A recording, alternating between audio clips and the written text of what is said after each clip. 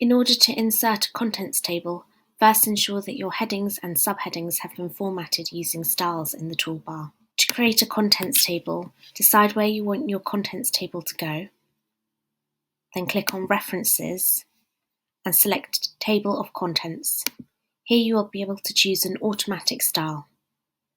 Click on the style you would like to use and your contents table will appear in your document. If you make changes to your document and you wish to update your contents table,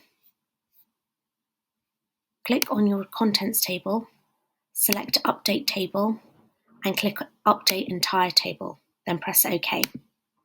Your changes will now appear in your contents table. If you'd like to adjust the space between the headings and the page number, highlight the item that you want to adjust,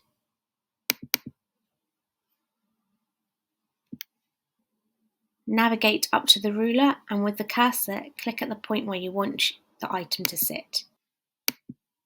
And that's how you insert and adjust a table of contents.